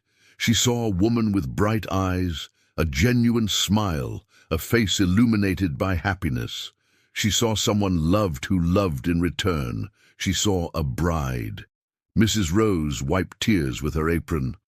"You are beautiful, girl. Absolutely beautiful. That man is lucky." Marianne hugged the housekeeper. "Thank you for everything, for accepting me, helping me, defending me. You were more of a mother to me in these weeks than many people in my entire life." Mrs. Rose squeezed her tight. "You are a daughter of my heart now, and I will look after you as long as God gives me life." The ceremony was to be at 10 in the morning at the village church. When the carriage arrived with Marianne, there was a small crowd in the square. Some people had come to support, others out of curiosity, still others hoping something dramatic would happen. Marianne stepped down from the carriage with the driver's help, and a murmur ran through the crowd. She looked so beautiful, so radiant, that even the most critical had to admit it. Raphael waited at the altar, dressed in the impeccable black suit Marianne had sewn for him. When he saw the bride entering the church door, his entire face transformed. There was love so evident in those eyes that no one seeing him could doubt his sincerity. He extended his hand, and Marianne walked down the central aisle alone, with no father to give her away, but with head held high and firm steps. The church wasn't full, but it wasn't empty either. Mr. Jacobs was there with his wife and all his children, the blacksmith and his family, the teacher, the old doctor, Raphael's workers who had become friends. The Cooper family Raphael had helped, dressed in their best simple clothes. And in the front row, Mrs. Francis in a wheelchair Raphael had provided, weak but smiling with tears running down her face. Beside her, Alice in a light blue dress, holding a bouquet of flowers and smiling with all her little teeth. Father Anthony conducted the ceremony with dignity and affection. He spoke about true love that overcomes obstacles, about the courage to follow one's heart, about how God unites people in mysterious ways. When the moment for vows came, Raphael held Marianne's hands and spoke with a firm voice that echoed off the stone walls. "Marianne Oliver, I chose you not because you are perfect, but because you are perfect for me. I chose you because I found in you kindness, intelligence, strength, and true beauty. I promise to love you, respect you, protect you, and cherish you every day of my life. I promise to see in you what my eyes saw from the first day, the most beautiful woman I have ever known. I promise to build with you a life of joy, partnership, and love that grows every day. And I promise our family will always be our safe harbor against all storms." Marianne was trembling but managed to speak with a voice that started low but gained strength. "Raphael Montgomery, you taught me that I am worthy of love, taught me to see value in myself. I promise to love you with all my heart, care for our family, be a companion in good days and hard ones. I promise to be a loving mother to Alice, a dedicated wife to you, and a woman who makes you proud every day. I promise I will fight by your side for our happiness, no matter what others say, and I promise to love you today, tomorrow, and every day God gives us." The priest blessed the simple gold rings Raphael had bought. They exchanged them with hands, trembling with emotion. When the priest said they could kiss, Raphael pulled Marianne close and kissed her in a way that left no doubts about his feelings. It was a long, deep kiss, and when they separated, there were tears in both their eyes. The small congregation applauded. Alice ran to hug both their legs. Mrs. Francis sobbed with joy in her wheelchair. And outside, through the open church windows, more people could be heard applauding.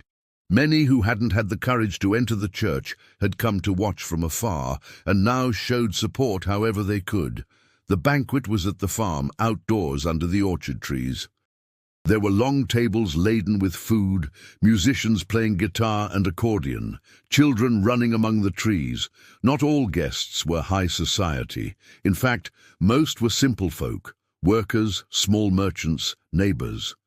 But the atmosphere was of genuine joy, very different from the cold social events full of falsity Raphael used to attend. During the party, several people approached Marianne to congratulate her. Some apologized for judgments. Others simply wished happiness. Marianne received everyone with grace and without rancor.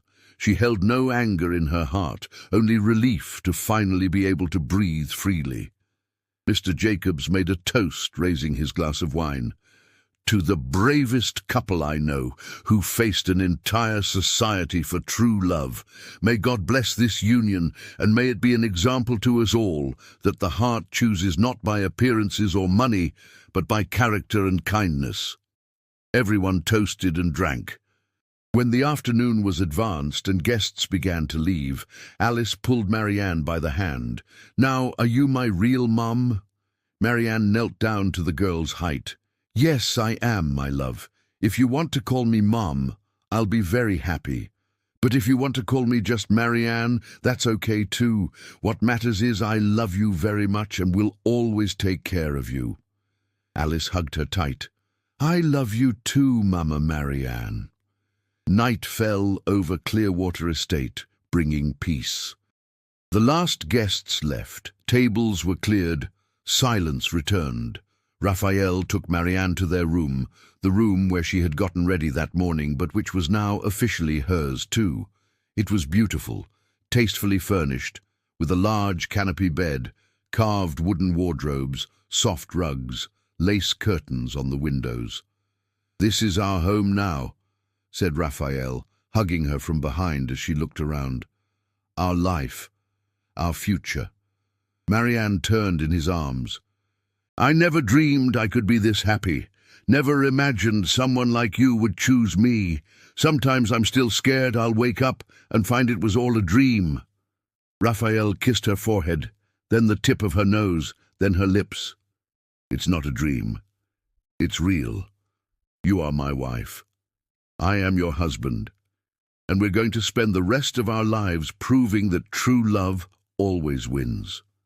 The following months brought significant changes. Mrs. Francis, with proper care, correct medicines, and plentiful food, began to improve slowly. She was never fully cured, but recovered some quality of life. She spent her days in a comfortable chair on the porch, embroidering or simply watching the farm activity, happy to see her daughter so fulfilled. Marianne took an active role in managing the house and the farm's social life. She discovered she had a natural talent for organization, for dealing with staff, for managing household budgets. She also continued sewing, but now for pleasure rather than necessity. She made beautiful clothes for Alice, for herself, for Mrs. Rose, and accepted some orders from people in the region who began seeking her out again. The relationship with the village improved slowly. Beatrice ended up marrying a merchant from another region and moved away, taking much of the poison she spread with her. Without their leader, the other women who followed her lost the impetus to harass Marianne. Some even approached seeking reconciliation, wanting to order dresses or asking for embroidery advice. Marianne received them without holding a grudge, but also without forgetting who had stood by her in difficult moments. Raphael and Marianne developed a couple's routine that included small rituals of intimacy. They had breakfast together every morning on the porch, talking about the day's plans. They walked through the crop fields at dusk, holding hands, sometimes talking, sometimes just appreciating the comfortable silence. They went to bed together every night, and Raphael had a habit of kissing the birthmark on Marianne's face before sleep, whispering that she was beautiful. Alice blossomed under Marianne's care. The girl who was shy and needy transformed into a happy, confident child. She learned to read with her stepmother's help, learned to embroider, learned to help in the garden, but mostly she learned she was loved unconditionally, and that made all the difference. Other children in the region, seeing nothing bad had happened to Alice, stopped teasing. Eventually she made true friends. The farm prospered under Raphael's attentive management. The crops produced record yields. He diversified by investing in cattle and cheese production, which became famous in the region. With Marianne's help and support, he became more assertive in business, but also more compassionate with workers.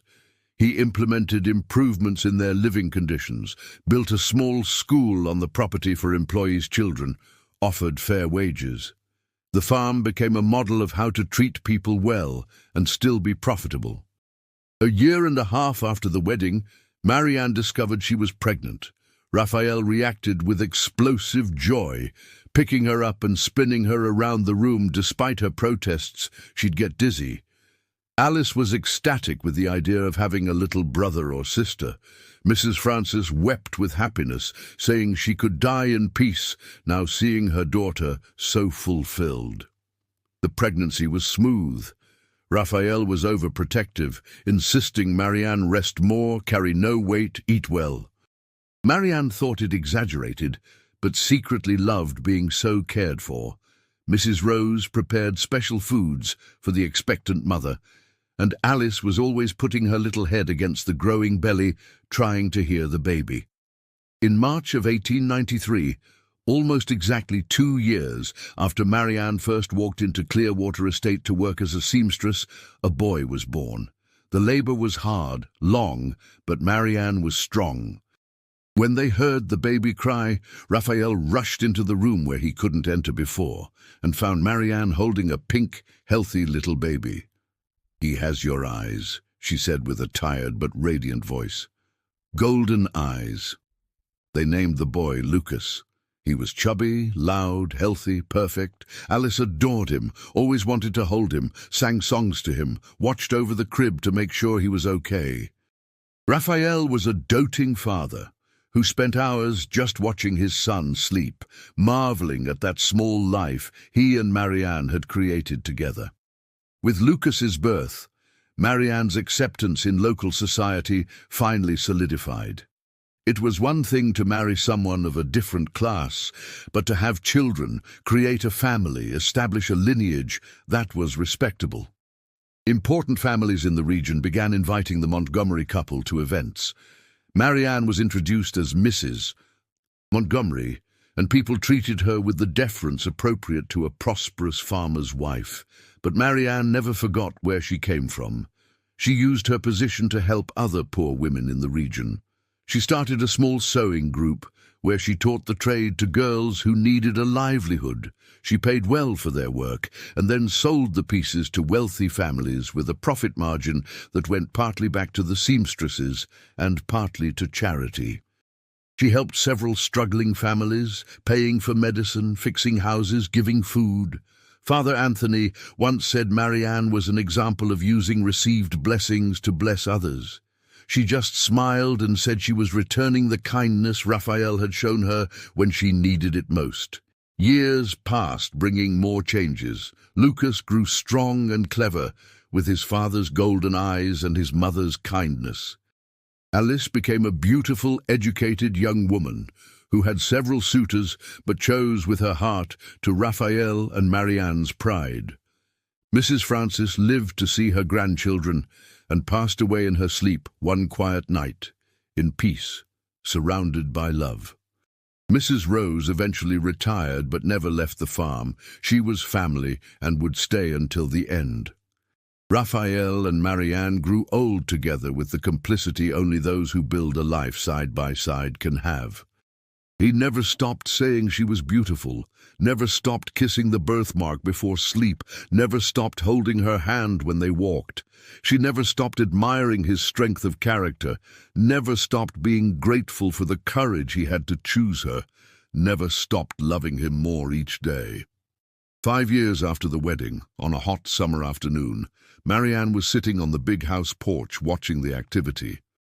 Lucas, now 3 years old, ran through the garden chasing butterflies. Alice, 12, read a book sitting under the mulberry tree.